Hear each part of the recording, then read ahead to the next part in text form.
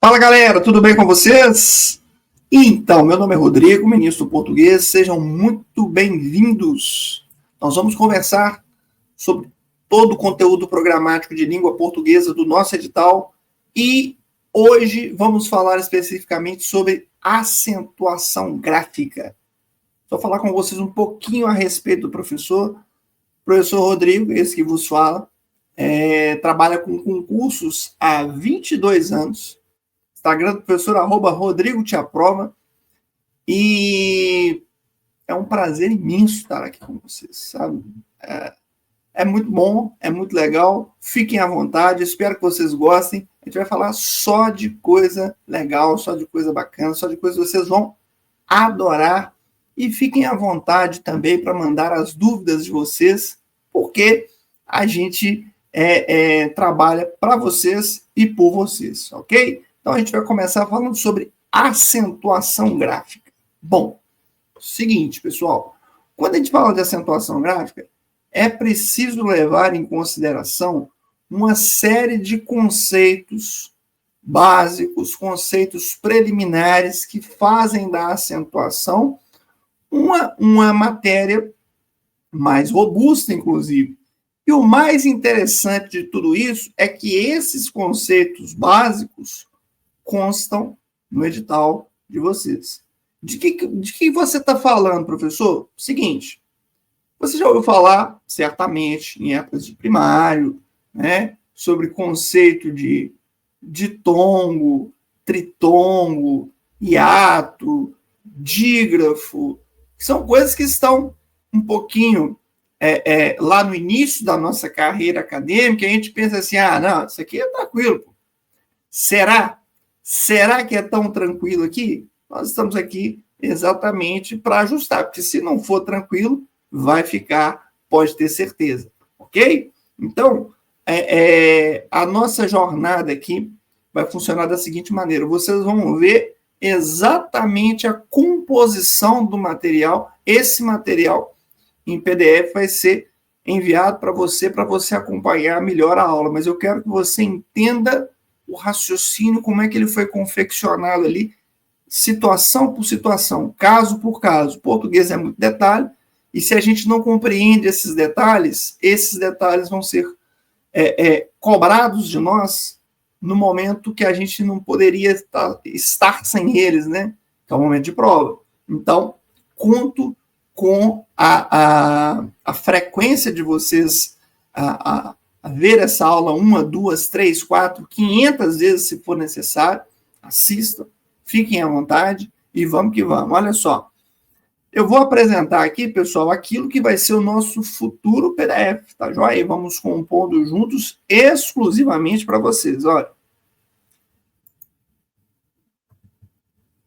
Vou compartilhar aqui com vocês.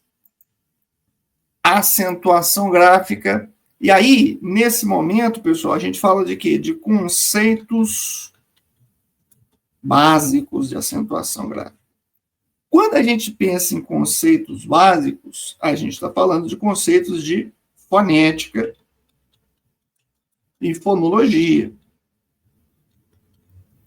Mais uma vez, parece que é muito básico, mas não é tão básico assim, não. Tá certo? Por exemplo, faço para vocês aqui uma pergunta para vocês refletirem, e eu sei que nessa reflexão vocês vão ficar até um pouco chateados comigo. Quais são as vogais? Não é possível, a gente vai começar do básico, mas não precisava ser de tão básico assim. Pois é, mas pense aí, quais são as vogais? Pensou? Pois é. Eu não sei o que você pensou, mas normalmente as pessoas pensam em A, E, I, O, U, porque foi o que a gente aprendeu. E a gente precisa dar uma lapidada nisso. Não que A, E, I, O, U não sejam vogais, mas vogal mesmo, assim, vogal de fato, sabe? Nós temos 3 vogais. A, E, O. Essas são as nossas vogais. Qual que é o conceito de vogal, pessoal? Vogal tem uma pronúncia forte, certo? Então, quando eu falo em vogal, A, E, O, a boca abre, tá certo? Por isso que ela é forte. E aí você deve estar se perguntando, meu Deus do céu, para que essa frescura toda? É porque tem as semivogais, e as semivogais são fraquinhas, semivogal, I e U, certo? São fracas. Vou colocar aqui para vocês, fracas, ok?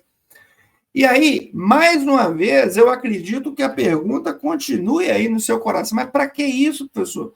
Isso vai me ajudar em alguma coisa? Isso vai ter alguma implicação? Bom, sempre que as pessoas perguntam para mim assim, mas por que isso?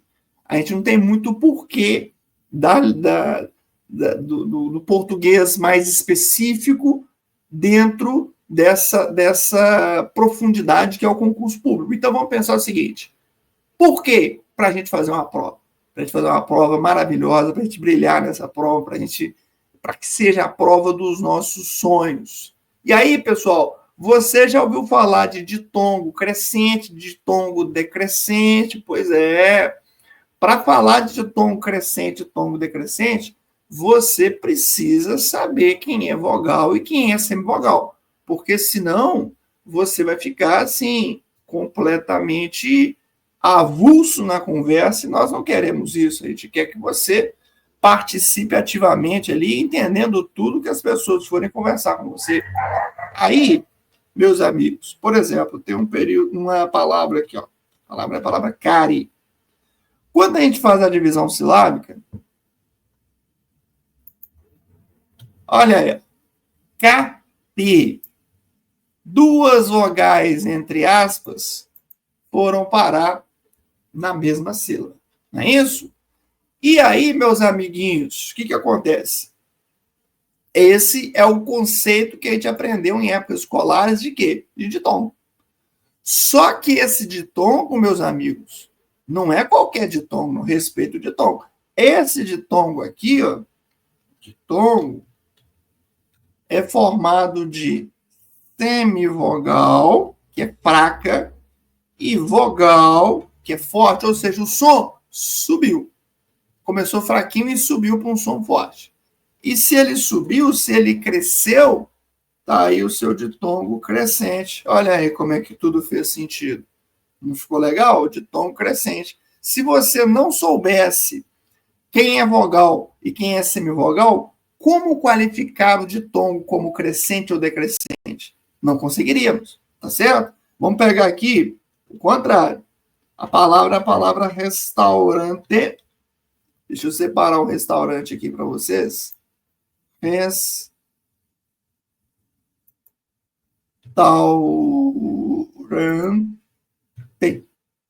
E aí, meus amigos, você tem aqui, ó, o encontro vocálico conhecido como ditongo.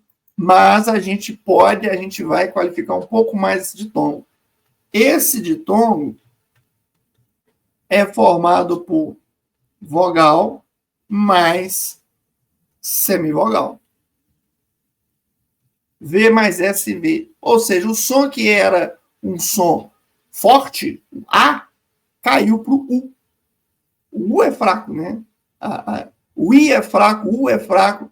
Tentem, na casa de vocês aí, falar esse I, esse U de boca aberta.